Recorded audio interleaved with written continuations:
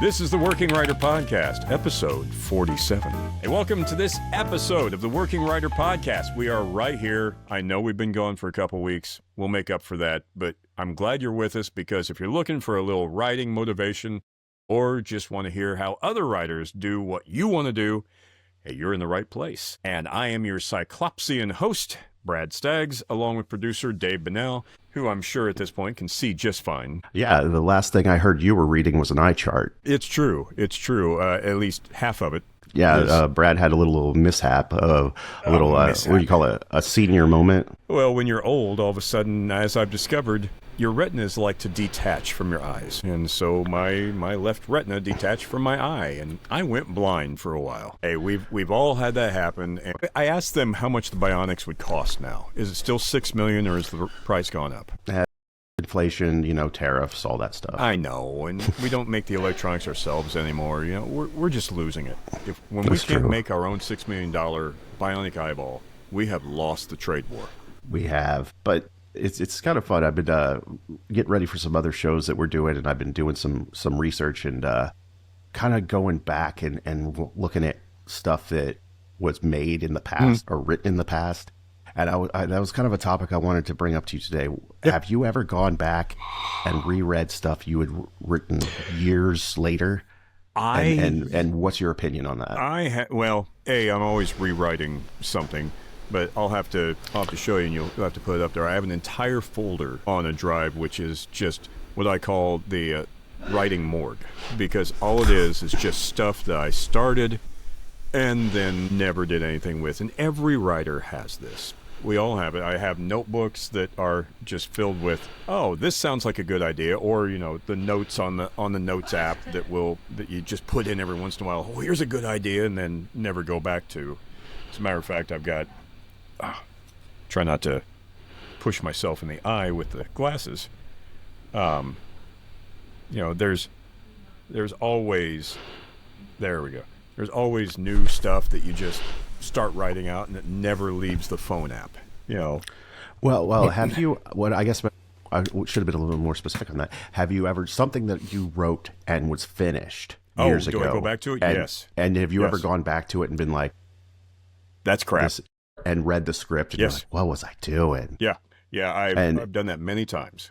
And in your opinion, do you think it's better just to let that be a learning experience and go on? Or do you ever have a passion of like, man, I wish I could remake that? In my opinion, what I've found is with a script, I'll have scripts that are old that I've done, and I will go back and revisit them to modernize them. Because my scripts, when I first started writing, we didn't have cell phones. We didn't have internet and all this stuff.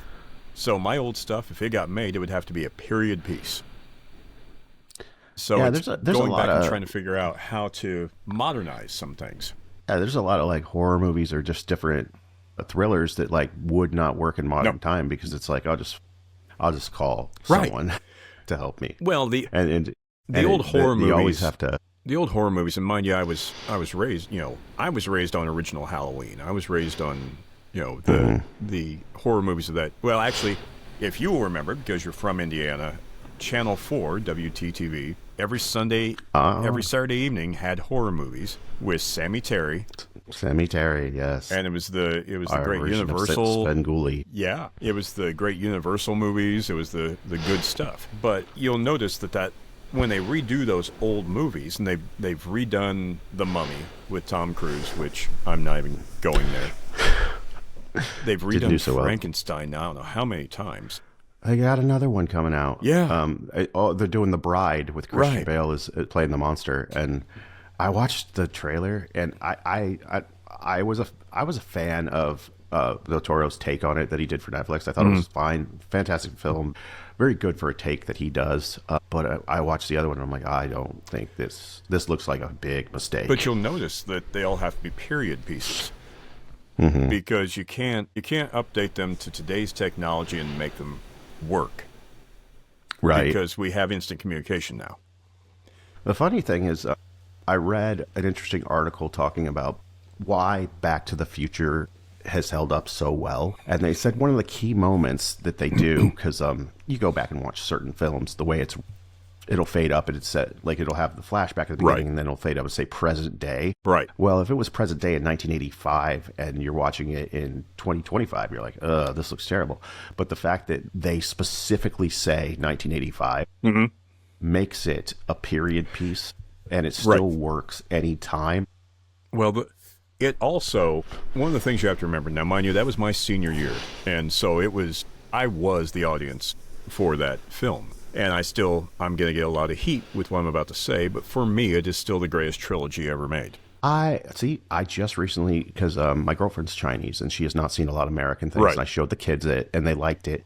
But when I was watching it, I watched all of them together and I it's a good trilogy, but this might be an unpopular opinion. They kind of just had one idea and they just remade it twice. But like the beats and everything. Well, sure. And don't get me wrong, the first time you see it, it's really cool. Yeah. And it's really neat. But I think maybe it's because I've seen it so many times. And so instead of watching it for the story, I'm analyzing it and I'm seeing so many things. It's like, well, that's kind of lazy. You're just rehashing jokes that you did, and you're rehashing scenes that you did. And it's like the manure thing that happens. Yeah, but it happens. It worked in the first one. And because it is a time travel story, you have to remember that. They keep redoing it so that the audience is already familiar with that thing that they're doing. You know, as somebody... You're not wrong. I just... as that somebody particular thing... As somebody who has done a time travel movie, which you are working on now, it is extremely difficult to keep time... What do they call it in Marvel Universe? The timescapes or the timelines. Yeah, I think you kind of have to have... You have to have a set rule when you're doing when you're writing for time travel. Yeah. You have to say, okay, does my past affect the future, or does it make a new future? Right. Does the other future still exist? And I don't know. I always like the idea of if you change anything, then it changes the future. Now, I always thought that was kind of cool. Now, as a writer, would you want to actually write a time travel movie? Well, the problem with that is, I think there's so much you can do with it. I would have to have an idea that was different. It would have to be something outside the box. What is it?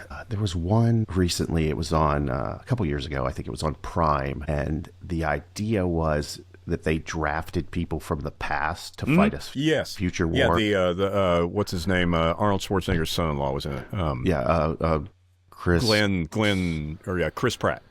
Yeah, Chris Pratt. Chris Pratt was in it. That wasn't bad. It didn't live up to the hype, I don't think. I thought it was an interesting idea because I actually had I'm never going to have the budget to make this film, but I had an interesting idea that basically humanity is constantly doomed, and basically we just keep repeating the same thing. And so what we do is we get to the point we destroy the planet, and then we have to figure out a way to fix it. And then we figure out the only way to fix it is we have to send everyone back in time that's still alive. So we send a small group of people back in time, and then they go back in time and have to start from scratch and build society again. Well, you know, we're working right now. You took up the mantle of working on a film that we did. This is 2010. A film called, right now called Disorient. Who knows what will be called by the time it's done. But it's a time travel film that you and I wrote in an office a long time ago.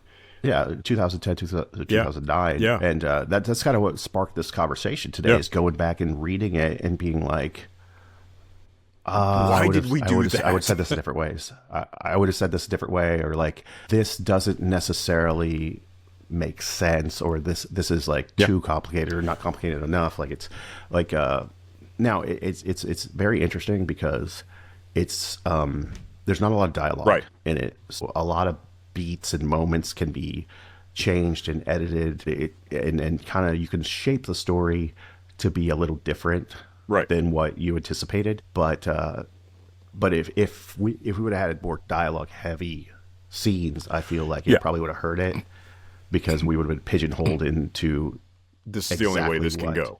Yeah. It's not a long film, and there's not a ton of actors in it, so there's not a lot of interpretation. For let's take this take, let's take this cut, let's take this shot. Instead, it reorganize it. It's I always think it's great to go back. I'm a firm believer that art is never really finished; it's just abandoned. Right. Like, or there's a point. Right. You get to the point where you can't do anything more with it. Yeah, to be and perfectly honest. it starts becoming a job, which don't get me wrong, I love filmmaking, I love editing, I love shooting, but when the project you're working on starts becoming a job, it's so hard. Like editing and video, if you don't love what you're doing, it's so hard. I think when you're writing, the filmmaking end of it is a different beast altogether. We're not even going to bother going there because that's Right. a whole other beast. But when we're talking about just writing and going back and looking at something you've written, I had a play, 2-act play produced in 1999 called Essentially American. For its time period, I liked it because, we didn't all have cell phones. At one point, the people have to try to get to a hardline phone to call the police, and hilarity ensues. And I looked at that and I said, I want to update it, but in my mind, I will also want to keep it a period piece. And a lot of people, I'm old enough that I'd be like, well, how is the 90s a period piece? Well, it's friggin' 27 years ago now. Yeah. And it's what part of the 90s you're talking about. 30 if you're talking 96. Yeah. So it's a completely different time. It's a completely different way of doing things. It's just if it ever gets performed again, they just have to understand that it is a period piece, which is kind of fun in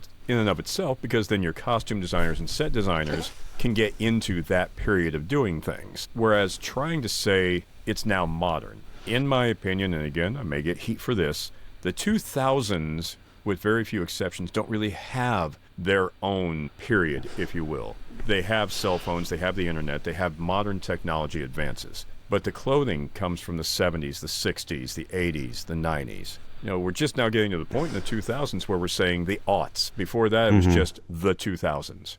I got kids in the house that refer to anything but before 2000 as the 1900s. Right. The late 1900s. The late 1900s. But that's the reason that I love Back to the Future to this day, because it doesn't have to say 1985 at the beginning of it, because you can just watch it and understand when it came from. Right, but I guess my point on that when they wrote it, the conscious idea to put the date on there rather than saying present day, I think is really what helps it just work to watch any time. Where if you watch from 1981 or 1980, the original Friday the 13th, which is relevant because we just had a Friday the 13th coming up. The first scene is from the 50s, and then it jumps and it just says present day, and then you're like, no, it's not. Only if you were alive and watching it at that time. Not for a long time has it been present day. But I think it's period pieces can be challenging because you're trying to write around limitations that are tough. I know I've seen films that were written. This is going back to the horror genre. It was supposed to be a direct sequel to the original Texas Chainsaw Massacre, and it was supposed to be 20 years later, but they did the math wrong. And they did it like they said it. I feel that at some point they were like, no, we're going to have this take place in 1993. Yeah. But as the story went on, I think through limitations, they're at a gas station and gas is like $4 a gallon. And that doesn't really work. That didn't really work for 1994. And then towards the end of the film, they just have a scene where somebody whips out a cell phone. And I think it's the first time anyone has a cell phone in the whole movie. So I just feel like at some point someone's like, forget it. Well, I still remember to this day watching the original Lethal Weapon in the theater. And they have a scene where they're on top of a bridge and Danny whips out that big bag phone to talk to the psychiatrist back at the station. And he's literally having to hold on to it and do the antenna and the phone coming off of it. And I'm like, boy, if that isn't a period thing right there. Yeah. We were all sitting there going, he's got a phone in the car. What? I had a grandfather who was a farmer, and he in the 90s, the late 90s, he had a truck phone. Yeah. So he could call grandma to come pick him up from the field. And I just remember thinking, that's so cool. I'm like, and I always wanted to use it. And I was like, he goes, do you know how much it cost me to make a phone call? Yeah. No. It was like ridiculous in price. But when you're writing stuff like that and you're writing period pieces, you have to think about so much more logistics as far as like, well, how am I going to make this work and not show modern technology? But at the same time, if you write something that you wrote in 2001 or you wrote in 1995 and you try to rewrite it for today, technology might break the story. Yes. I wrote a spec script for Magnum PI when the not the sequel, but the remake was on a few years ago, and I know I the guy don't who was think I was aware of that. Oh yeah, yeah, it was. I remember they did like for one season, Knight Rider, because we worked Yeah, with. I don't even count that. But yeah, we met the visual effects artist on it. Magnum lasted, I think, 3 or 4 years. Somebody's gonna have to look at, but I know the showrunner at that time. Matter of fact, I had him on the old podcast, and I went back and just looked at that script. I don't know, about a week ago, and I was like, wow, I can tell that when this was written. But I really think that anybody who wants to write something that is period, who didn't live through that period, and I'd even, I lived all through the 70s, and if I was going to write for the 70s, I'd still want to research just to remind myself. But they really need to go back and watch films that were made during that time period, set in that time period. I'm talking things like Smokey and the Bandit, which, the greatest technology was CB radio. And I remember driving from Indiana to California in the summer of 77 and having our first CB radio in the car. And that was just the greatest thing ever.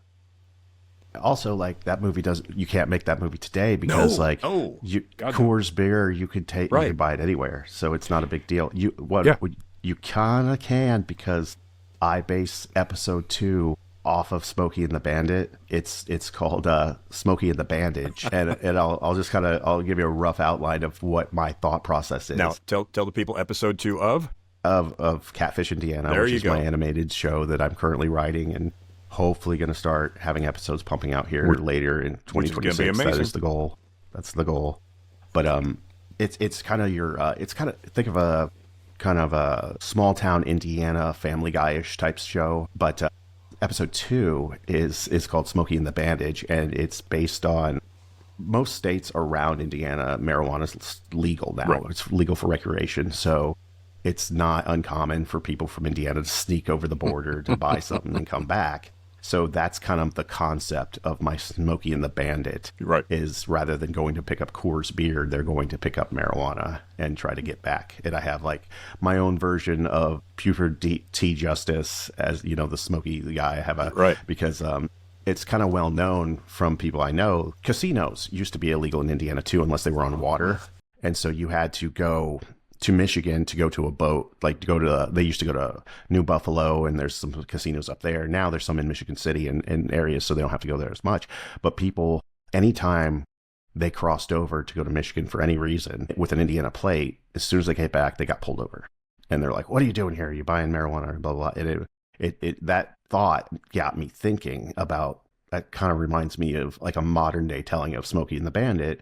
How would you tell that story? And so I kind of went back and based that on and changed things up. It's obviously not a beat for beat thing. It's more of a montage. It's more of a, not montage, homage to the idea of it. But it's kind of in a way, a modern day retelling of Smokey and the Bandit in a 30-minute episode. Right, but even there, because it's set in the present day, how's that for? You still have to deal with cell phones and things like that. Mm-hmm. Whereas if you were actually setting in the 70s, it would have to be CBs or stopping at a payphone. When I was a kid, fireworks were illegal in Indiana. If we wanted black cats, we went to Kentucky to get black cats. Now it's where everyone goes. Yeah. And it's funny because when I grew up there, I did not realize that people went there to buy fireworks. Yeah. Like, to me, it was just normal. You could go get fireworks. I did not know that other places, like here in California, you can't buy any of them because we will burn down the state because it only rains 4 days a year. And it happens every year. Like, they're like, I remember my first August here, it was like the first week I was in California, and I looked at the weather, and it's the first time I've ever seen a forecast showing 80% of ash. Yes. Like, I didn't know that was a thing. Well, in LA, it's also, 95 in the city, 12 in the mountains. It's such a wide variety. But yeah, as a writer, if you're going to write a period piece, set yourself to writing a period piece. Do the research to make it a period piece. I've watched so many things that use modern grammar, and even the grammar from the 70s to now is vastly different. Some of the stuff that kids watch today, I'll listen to the dialogue and I'll be like, I have no idea what they're saying. And I mean, that's I think when you're old, so I get to say things like, that's not music. Right. And who the hell came up with that? Why are they screaming? Back in my day. Yeah, back in my day. But yeah, it's I was lucky enough to, yeah. I'd say it's going to be interesting to see the next generation of writers and see how much they lean into AI and what that's going to do to affect their type of stories, because AI knows things basically from what exists. So it's not coming up with new concepts. It's hobbling together ideas that have already existed rather than coming up with new original ideas. But is that any different than kind of what I'm doing, to where I'm seeing the idea for Smokey and the Bandit and reimagining it for a modern time? No, and I'll say this for this reason. You didn't use AI to write the story. I understand the use of AI for effects because, let's be honest, with Photoshop, with all the entire Adobe suite, we've been using a form of AI for years. You know, anytime a new plugin or anything comes in, it's been a form of it. They just didn't call it that. Exactly. And so in that aspect, AI has just become a tool to be more efficient. Right. In that part. Now, for writing, yes, I will use Final Draft. Or I'll just use Word. Now, while the AI part of that is the formatting, the AI part of that is we'll create the cards for what you have written. You still have to have the imagination to write it in the first place. Yes. Your original story needs to come from your imagination and what you do. Because if we all start using AI for writing, everybody's voice will sound the same. And 100%. That will be absolutely horrible. With the animated show that you're doing, you don't use AI to write the individual voices, because I've read the scripts, I can see the individual voices in there. And by voices writers, I'm talking about, you should not write a 60-year-old retiree character or a 65-year-old retiree character, whatever it is, in the same voice as his grandson. They have two completely different ways of talking. And that is something that is really nice for a script. AI will make them all sound the same. Exactly. They are very different characters. And even going with casting along the same lines, like there's another person that actually read and really wanted to read for the main character. And I let him read for it. And he did good. He was a great job, but he didn't, like, he's not a 60-year-old man. Right. And the character is written as a 65-year-old man, and he is more late 30s. Right. And so it's like, I need someone who understands that kind of, I don't even know how to be it, like the bitter, it's the little bit of bitterness. The bitterness, the road weary. I've been there, I've done that, just shut up and let me go to sleep. Yeah. Kind of thing. And right, the wisdom of years of mistakes. Or the non-wisdom of learning from those mistakes, whichever way it happens to be written. But that is on the voice actor to know their limitations. You know, I've been doing voice acting for a long time, and it changes over time. I'm not going to be putting myself out there as an 18-year-old high school kid. Oh, yeah, absolutely not. You know, and there's no way to get away with it. In this particular actor, and I love him, and I've worked with him several times, and he is one of the best villain characters I've ever worked with. But unfortunately, he kind of gets typecast as the villain, and so I kind of actually wanted him to play the antagonist, and he's like, I don't know. Like, he was kind of like, I was really hoping to play something that was different, but it's like, you kind of feel bad about it, but at the same time, it's like, well, I have a vision and I know where you fit, and I don't think you fit there. And it's not because you're not talented, but it's the same thing. It's like, I wouldn't, like, with the exception, there is actually one character who is playing a different race than they actually are. Right. But you can do that in voiceover. But yeah, which I've always had no problem. But there's so this particular actress was born in China, but spent the majority of her life in the U.S. So she sounds like an American, but she does have the ability to do accents. So, but the main character I have her cast as has no accent, right? Which she can play. But I also have another character that runs a restaurant that she's going to be able to voice and do an accent for, right? And but I wouldn't have picked someone else to do both those things. Well, that's the thing, though. As a voice actor or as an actor, you don't say, no, I can't. You just take it and go, okay, let me show you what I can do with this. And then it's up to the director to decide, or the voice director to decide what on that point. Because, don't get me wrong, as a writer, when you're writing for characters that are outside your gender or outside your culture or outside your race. I think it's important to be respectful to that culture, but it's also, I think, important to make sure that the character works for your story and not to pigeonhole them as to, well, I don't want to offend anyone and make them generic rather than actually making them a person. Like, it's like you're not writing a person of color, you're writing X character that happens to be a person of color. Right. When you're a writer, when I write, and I've said this many times, there are many times when I have somebody's voice in my brain while I'm writing for the pitch, for the way that they talk, for their delivery. I have to put the voice of Sam Jackson in everything I write somewhere, just because I love his delivery. I love the way he talks. But that doesn't mean that the person playing that role will be Sam Jackson, because I'm not a billionaire, and that's just not going to happen. But I also think that a writer, when they're talking about writing for television or film, they have to realize, 90% of the time you're not going to get exactly who you want. If you're directing it yourself, it's different. But if you hand it off to somebody else, they're going to have their vision on top of that. And you have to get used to that. When you write for film, television, animation, you are a writer for hire most of the time, unless you are producing it yourself. You're handing over a script that has been paid for, and it's no longer yours. The only time that you get to keep your own script is if you produce it yourself or you write for theater. In theater, they can't officially change any of the words that you write. And you are then making money off of that each time. That's an interesting thought process, though, going back to rewriting your own work that you may have written years ago. Yeah. Is what characters were okay to do a certain way that, like, through time and then, like, just like growing in society is not like as relevant or really as popular to do. Yeah. Like, there's this character actor who has been in like 40 different shows, and he's a Latino actor, and he's famous for always playing a guy named Hector.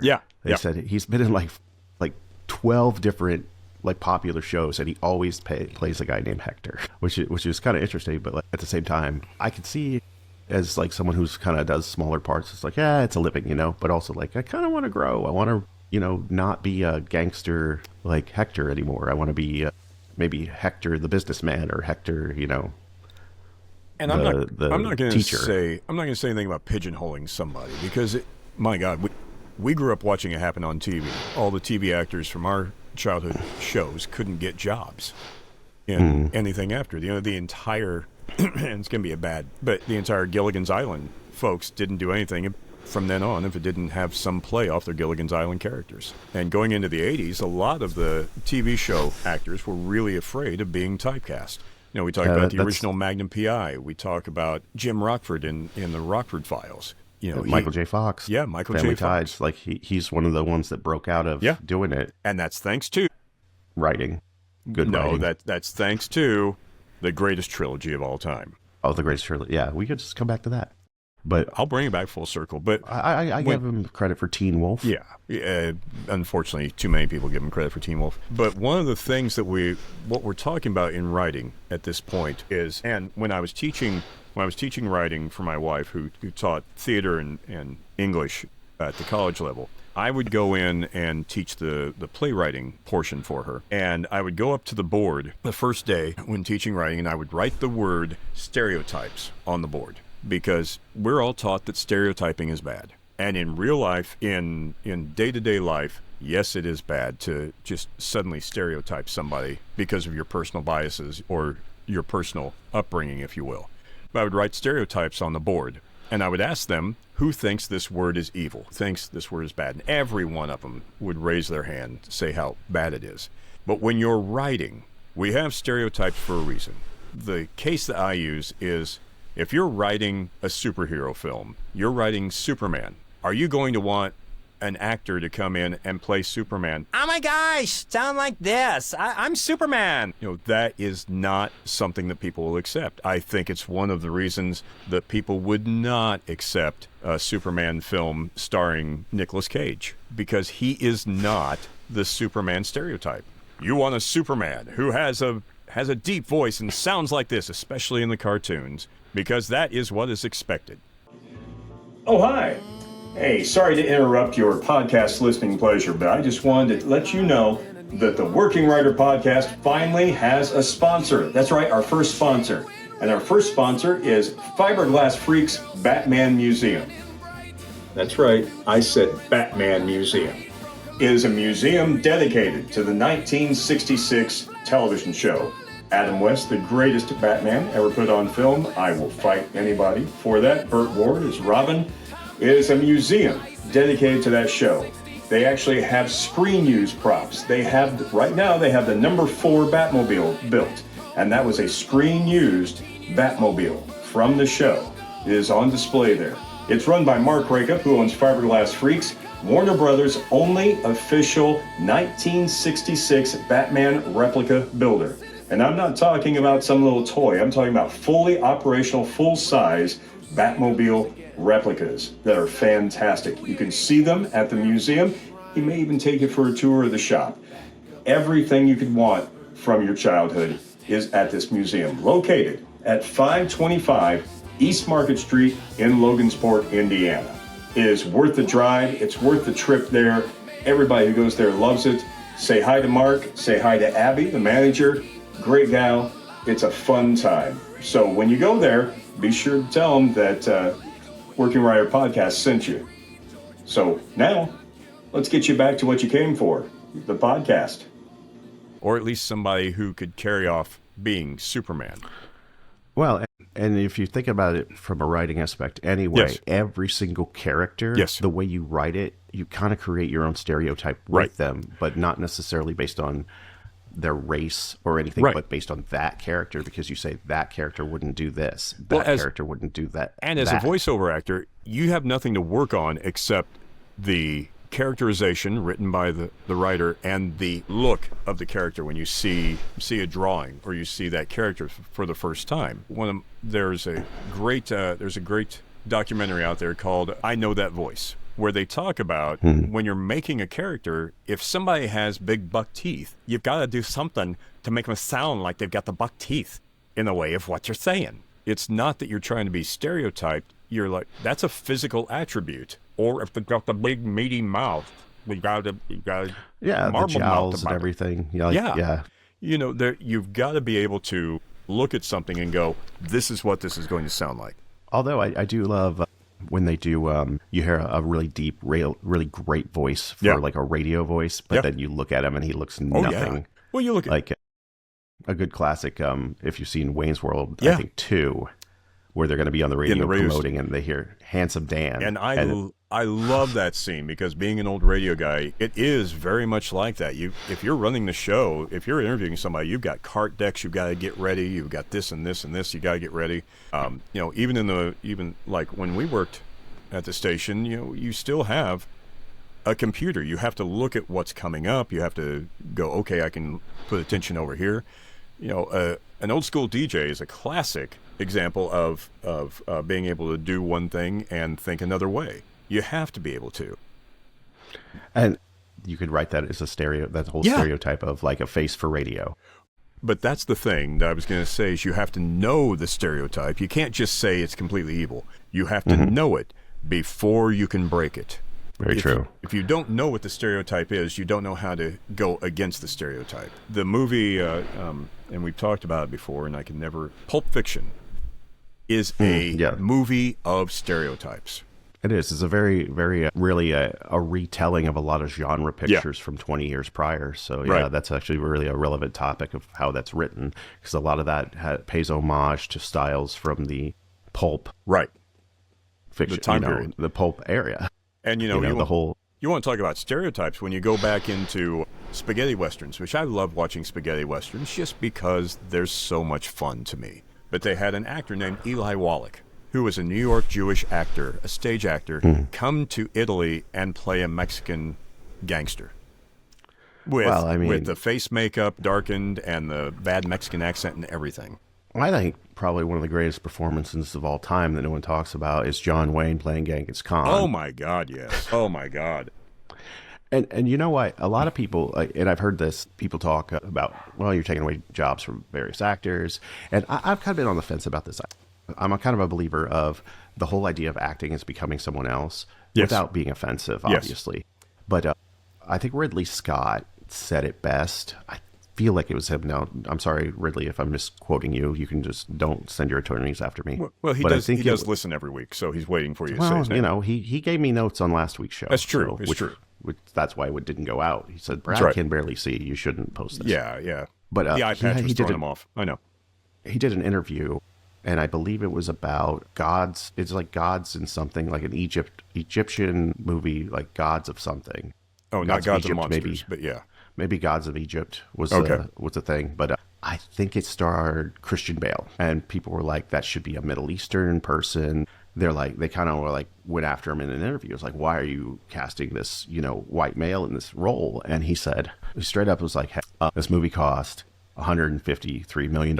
People know Christian Bale, Yeah. and if I put his name on a poster, they will go see him." I go, no matter if I take another actor that's unknown and put him on my poster, my ability to recoup the money to have this be a successful film drops because people are creatures of habit. Yes. They go see people they know. They're not as likely to try someone new. That's why a lot of times when you see an actor who has a breakout role, it's very rarely that it's a lead. It's usually a side character that's written really well, and they kind of shine there. And you're like, how many people do you know that, like, he's gone on to have a great career, but he's always known for his breakout role, which is a side character. And so when he said that, I was like, yeah, I don't disagree with that idea, because especially at that level, because at that level of filmmaking, is it an art? Yes, it is, but it's also first and foremost a business. Well, look at, that horrible movie called The Scorpion King, an Egyptian god played by Dwayne Johnson. Yeah, who's half African-American, half Samoan, yeah. But that's the thing. As a writer, those are the last things you want to or need to worry about, because by that time, it's gotten to somebody else. If it's gotten to a Ridley Scott, you're not involved anymore anyway as the writer. No. But as a writer, what you need to worry about in those situations is the what's next, because that's what keeps people watching, is the what's next. When we talk about an action film, when we talk about anything that people want to keep watching, they want to know what's coming up. You have to remember, when you're writing something, you're not writing real life. When you're writing, you are not writing real life in any way. Even the things that say based on a real story, that's a biography or something like that, they're not putting real life in there, because nobody wants to watch a main character eat breakfast for a half hour and then get on with their day. They're putting the exciting things in there. They're putting the stuff that will keep you watching in there. And without that, what's next? It's nothing. Have you ever watched a movie that is so boring that you just literally cannot stand another 2 seconds of it, because you keep going, something has to happen here? Like, I feel like there's a movie with what is his name? Denzel Washington, called Fences. Oh, Fences was here's the difference, and I'm going to go into this. And Fences was a Broadway play. I've never seen it, but I remember someone explained it to me and said it's just one shot, basically. And I'm like, that sounds like a play. It is. They filmed the play. I wanted to see it, see if it could keep my attention. Here's the difference. Back in the day, we would film plays and put them out as movies. But it was just, one camera sub for the whole stage, maybe a couple of close-ups. But Fences is an amazing play. When we go to a play, we're not expecting the big action scenes like you see in an action movie. When we write a play, we don't write, normally I've seen a couple of them, but you don't write a car chase into a play, because that would be a little difficult on stage. All right, everybody, get up and run out to the parking lot, so we couldn't get a car. I actually had a kid write a script during the class that took place, and I try to teach people, when you're writing for a stage, you're writing for a very limited space. He wrote a short play that was based in the Bellagio in Las Vegas, had characters meet in the lobby, go up in the elevator to a suite, in the suite go into the other room. I'm just like, okay. Your art director just threw up. There is no way to stage this thing. But he'd never done what's our budget? Yeah, exactly. He'd never, and sure, maybe you could say you could do that on Broadway with a budget that has a screen. Now everybody's getting into the digital backdrops on Broadway. Things like that have changed. But when you're talking something that could be done at the local community theater, you're not going to have the Bellagio getting into an elevator and which is where most people start out. And I think what makes good writing starting out is having those limitations Right. and having to have a good story. Oh, There's a reason there's so many Yeah. movies that are and these aren't low budget movies, but so many movies that can be done with limited Yes. dialogue, limited cast. Like Yes. I just recently watched with one of the kids, I threw on Castaway Yeah. with Tom Hanks. Yeah. Recently, I was more. I've seen the movie a million times, so I knew what Mm-hmm. was happening. But I was more curious to watch someone with his age. He's 13. Right. And see if the movie held his engagement, because they have terrible attention spans. And most times, like when we watch movies, these kids they'll watch it for a little bit, and then eventually they get distracted and they're on a tablet, or they're like, I want to go play video games or something. He sat there and watched that entire movie, and he did not look at it at another device. And it's a very limited, but it's written so well and performed so well and directed so well that it keeps your interest, where another writer or another combination of people, that is probably an extremely boring movie. Right.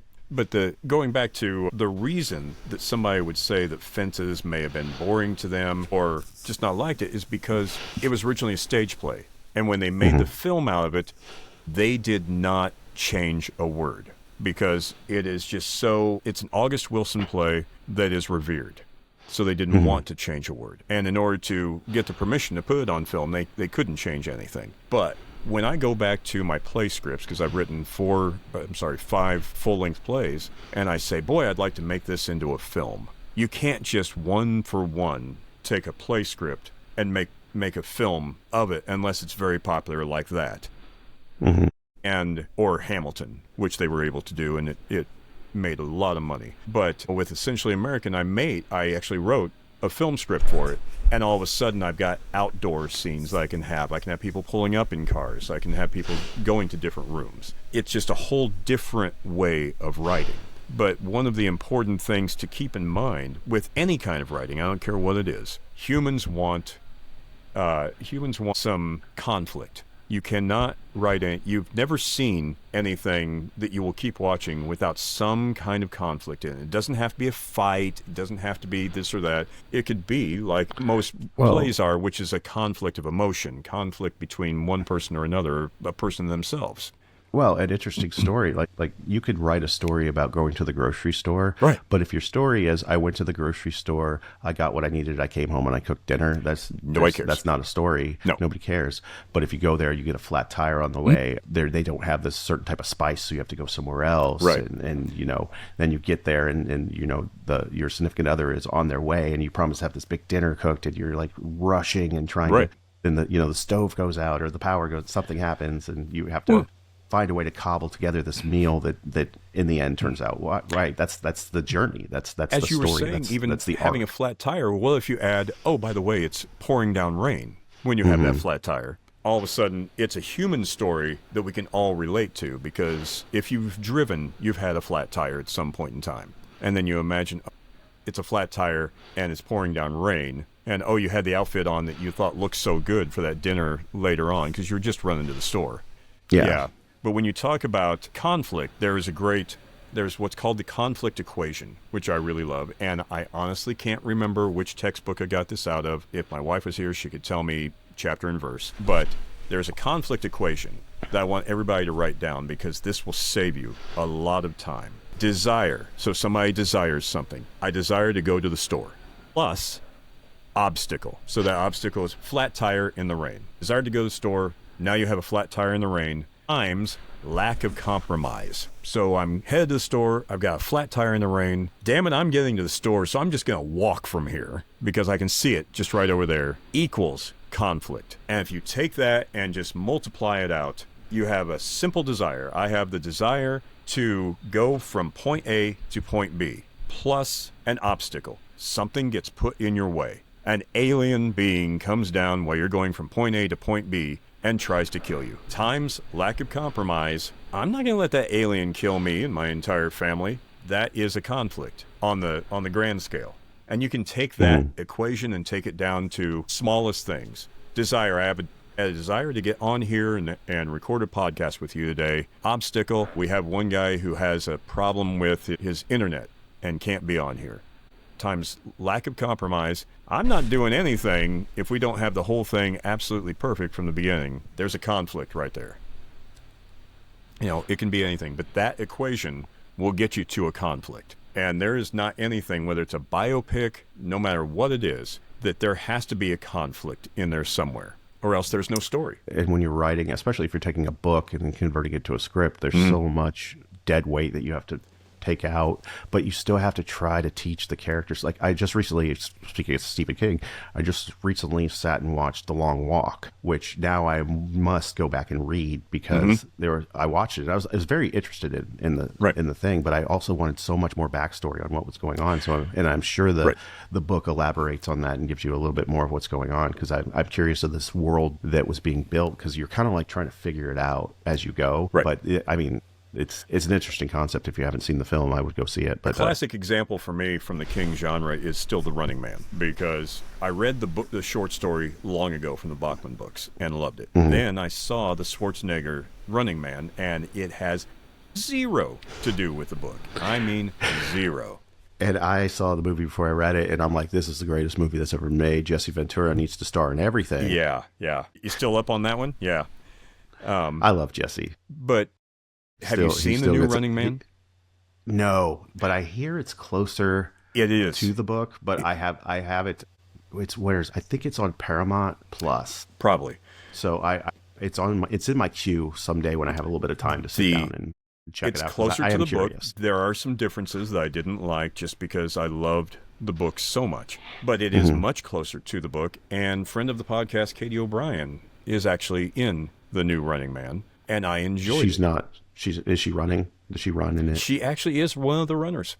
Oh, perfect. Yeah. So being hunted. But yeah, it's a completely different take on the same story. And as a writer, watching those back to back is really interesting, and then reading the book. And that's another thing when you go to write things, like a couple of things that are similar to The Running Man in the kind of the concept of it is Battle Royale, which is a classic Japanese film, which is also a book. But a lot of people that have seen Battle Royale first are like, The Hunger Games is just a ripoff of Battle Royale, which it comes back to what is the what is that fine line when you're writing something where you're writing something as an homage or it takes influence, and you're writing something that becomes too much of a ripoff. There's also, we go back to the classic Shakespeare, there is nothing new under the sun. No, absolutely. Which, Star Wars was nothing new. It was Seven Samurais. Yeah, exactly. I would say it was based on the old Kurosawa What Star films. Wars did was create the modern effects movie. What Star Wars really did was create modern movie marketing. They did. Because nothing had been done like that. They destroyed Logan's Run. Yes. Because Logan's Run was considered, they were thinking that this is the best effects could get. And then Star Wars came out 6 months later, and Logan's Run got laughed out of the building. That's what Lucas has done, is invented modern movie making, he and Spielberg. But you have to have a good script to start with, no matter what. And I think that's things that are lacking. You could be amazing at effects. You could be a great cinematographer, but it all starts with the story and writing. It has to. And having a good story that captivates people and draws you in. And that's what makes a film. That's also where you get the what's next. You have to ask yourself, as a writer, as you're reading it, does it make you want to turn the page? Does it make you want to say what's going to happen next? You can't get hung up as a writer on who will be cast, things like that, because it's out of your... Even if you're doing it yourself, you and I did a show called X-Kid.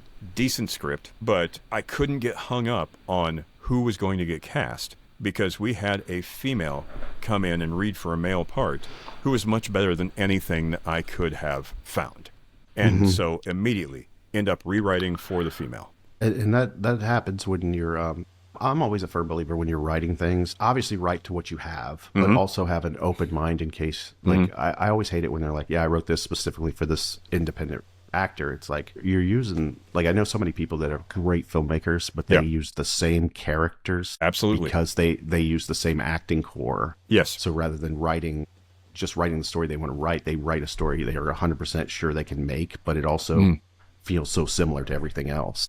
And going back to the point you had before, which I think is a very prescient and very good point, is when you're writing, you can write a movie that you know is going to cost $150, $200 million to make. Fantastic. Write that film all you want. And then what I like to do as a writing exercise is go back and write it for an independent film on almost no money. Because chances are unless you're already known, that's what you're going to end up filming, is that low budget thing. And it forces you, as you said earlier, to look at it and see what really needs to be done to it. Because if you are writing for a low or no budget, that laser battle fight that you were talking about in the original $200 million production all of a sudden is, oh, well, they grab a couple of sticks and go at each other.